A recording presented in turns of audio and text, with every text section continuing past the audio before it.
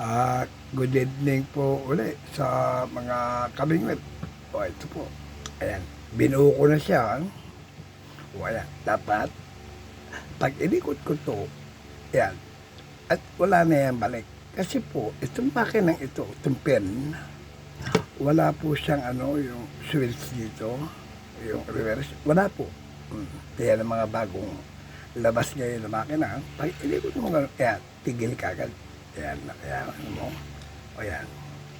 Binabad ko po kasi siya magdumag yung bearing. At natanggal po lahat yung kalawang. Kinabad ko na. Nasa loob na po siya yung bearing. At ayan, tumagal na po siya ito. O yan. Ayan. Okay po. Ayan. Salamat. Pen po yan. Ayan, pen. Ayan. Pinaklas ko po lahat yan. Lahat ng loob niyan. Nilinis. In overall. Tandaan po natin, pag nababad sa tubig, dagat, huwag pong huhugasan ng tubig. Kasi po, yun, nababad na nga sa dagat, tapos hugasan pa ng tubig, lalong pinasok pa ng tubig. Abay, tubig alat, saka tubig tubang na nasa loob. Okay, walang problema. Malinis po yun nasa labas. Nahugasan mo, malinis. Paano yung nasa loob?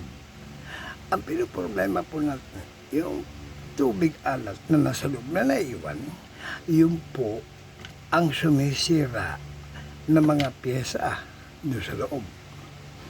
Katulad na bearing, ayan, yung reverse bearing, ayan, kinalawang yun. Oo, tingnan mo.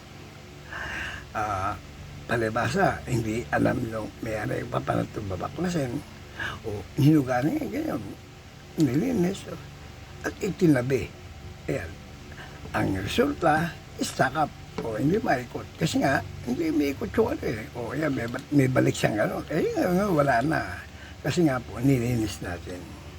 Tandaan po natin, huwag po natin huhugasan ng tubig yun. Kasi ang gagawin na lang po natin, meron po akong mga ipinaliwanag sa aking mga video dyan sa YouTube na kung paano gagawin. Pag ito po ay nalubog sa tubig alat, baklasin mo to, tanggalin mo to, tanggalin mo yon, tanggalin mo ito nito, o buksan mo yon, tanggalin mo ito, to, yan, to.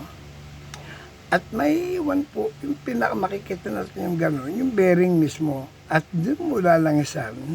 Kasi po, yung bearing na yun, diretso po yun sa granahe.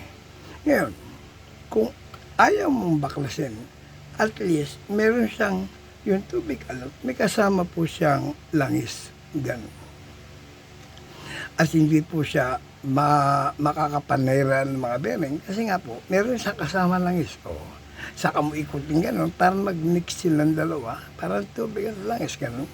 O yan, pag nalis mo lang gano'n, ikot-ikutin mo ganyan, o yan, saka mo itago. Ngayon, kung meron time na pumunta sa akin, at gusto mong malinis lahat yung loob, saka natin yan, i-overhaul, tulad nito. In-overhaul natin, kaya ngayon, ayan na siya. Pero ito po, ay pinasok ng tubig alat. Yan, ito mo. Okay po, salamat po sa inyong panahon at panonood. Sana po meron tayo natutunan sa ating pong ipinaliwanag sa mga oras ito. Tandaan po natin, kung sakali po yung mag-stack up, huwag po na, siyempre hindi mo magalaw, hindi nga gumagalaw, stack up huwag po natin yan pupwersahin, ikutin. Kasi nga po, yung granahe niyan, baka mabungi. Iyon, ang malaking problema lalo. At pag walang pamalit doon sa gear, ayan, ang tawag ko ron, RIP, rest and peace, na ang makina mo. Gano'n. Bibili ka na ng bago. Okay po, salamat. Ito po si Chody, the repairman. Huwag ka lang kukulat.